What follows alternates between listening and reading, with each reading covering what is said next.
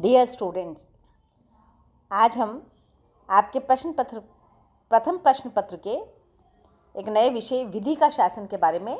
अध्ययन करेंगे। जैसा कि नाम से स्पष्ट है, विधि, जब विधि का शासन हो, कानून का शासन हो, कुछ नियमों के आधार पर शासन व्यवस्था चलाई जाती हो। विधि से जिस बात का आभास होता है उसमें कहीं संविधान का परिलक्षण होता है, क्योंकि संविधान में विधि निहित है। किसी भी शासन व्यवस्था को चलाए जाने के दो माध्यम हो सकते हैं, या तो व्यक्ति के माध्यम से शासन व्यवस्था चलाई जा सकती है या विधि के माध्यम से। जब व्यक्ति के माध्यम से शासन व्यवस्था चलाई जाती है तो ऐसी व्यवस्थाओं में व्यक्ति का आदेश ही कानून का रूप ले लेता है, विधि का रूप ले लेता है, और उसमें स्पष्ट रूप से आदेश देने वाला और आदेश का पालन करने वाले की शासक और शासित की भूमिकाएं स्पष्ट होती हैं। लेकिन जब विधि का शासन होता है तो इसमें निश्चित नियम होते हैं जिसके अंतर्गत शासक और शासित का भेद ना होकर शासक और शासित दोनों ही एक रूप में, एक समान, एक साथ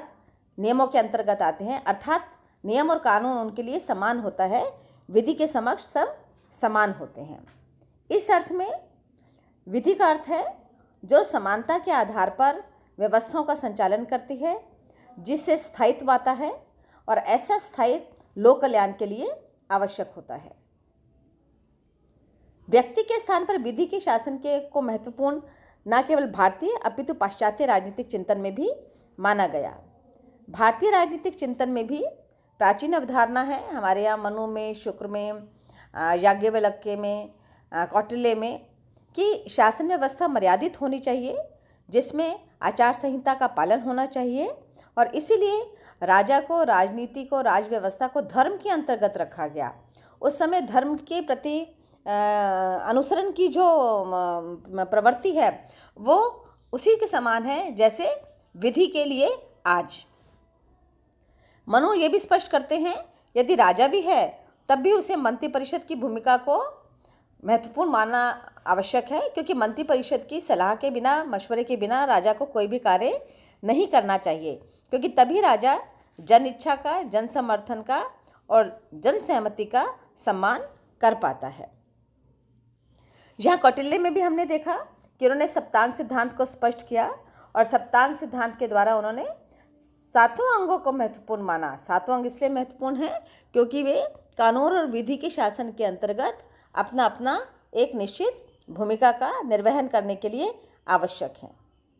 कौटिल्य ने कानून के स्रोतों के रूप में धर्म को, व्यवहार को, चरित्र को और राज्यादेश को महत्वपूर्ण माना। अर्थात बहुत व्यापक अर्थ में विधि केवल निश्चित आदेश या नियम ही नहीं है, बल्कि उसके साथ शासक का,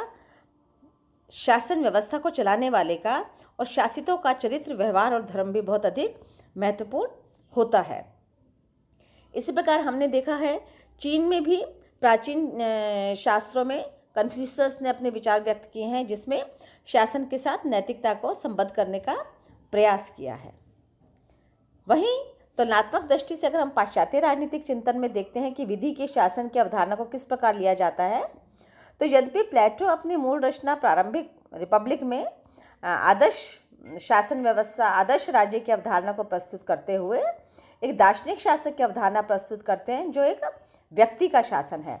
लेकिन एक विधि के शासन की अवधारणा के रूप में उनकी जो व्याख्या है वह हमें उनकी रचनाओं स्टेट्समैन और लॉज में अधिक देखने को मिलती है, जिसमें उन्होंने उपादर्श राज्य के रूप में विधि के अस्तित्व को, विधि के महत्वपूर्ण भूमिका को स्वीकार किया है। यहाँ अरस्तु विधि के शासन के जनक के रूप में, संविधानवाद के जनक के रूप में जाने जाते हैं, जिन्होंने ये माना कि विधि का शासन, नियमों का पालन प्रत्येक प्रकार की राजव्यवस्था में आवश्यक है, क्योंकि कोई भी राजव्यवस्था यदि उन नियमों का पालन नहीं करती है तो वो अच्छी व्यवस्था भी एक बुरी व्यवस्था में, कुशासन में परिवर्तित हो जाती है। उनका जो चक्रीय सरकारों का, चक्रीय संविधानों का सिद्धांत है वो इसी प्रकार से बताता है कि कब कब विधि के शासन से दूर जाकर व्यवस्थाएं अव्यवस्थाओं में परिवर्तित होती हैं। एक्विनास में, थॉमस एक्विनास में हम मध्यकालीन राजनीतिक चिंतन में देखते हैं कि उन्होंने कानूनों का वर्गीकरण किया, शाश्वत कानूनों, प्राकृतिक कानूनों, मानवीय कानूनों और दैवीय कानूनों के रूप में, जिसका मूल निष्कर्ष यही था कि विधि के शासन के आधार पर जो भी कानून बनाए जाएं वो प्राकृतिक कानूनों का अनुसरण करने वाले या प्राकृतिक कानूनों के अनुरूप होने चाहिए। तो विधि किस पर आधारित होनी चाहिए? जो मानवीय स्वभाव के अनुकूल हो, मानवीय विकास के अनुकूल हो। इसलिए जो विधि की अवधारणा मूलतः विकास और आधुनिकीकरण से जोड़ते हैं, उसका आशय यही होता है कि जब विधि के शासन के आधार पर शासन व्यवस्था चलाई जाती है तो वो लोक कल्याण को प्राथमिक मानती है, सबको समान मानती है और विधि के शासन के साथ केवल शासन व्यवस्थाओं की संरचना और क्रियान्वयन के ही सिद्धांत स्पष्ट नहीं होते हैं, अपितु दूरगामी भविष्य को देखते हुए भी विधि का शासन कुछ ऐसे संकेतक प्रदान करता है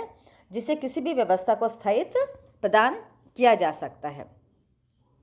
जहाँ तक हम एक राजनीति विज्ञान में शब्दावली की दृष्टि से विधि के शासन की अवधारणा का प्रश्न है,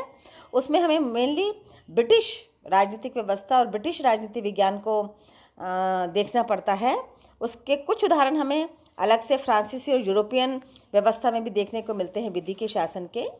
और मेनली जो ब्रिटिश शासन व्यवस्था है उसमें डाइसी ने जो विधि के शासन पे अपनी अवधारणा स्पष्ट की है वो एक बहुत महत्वपूर्ण अवधारणा के रूप में जानी जाती है। विधि के शासन के अन्य पक्ष क्या हैं वो मैं आपको नेक्स्ट लेक्चर में डिलीवर करती हूँ।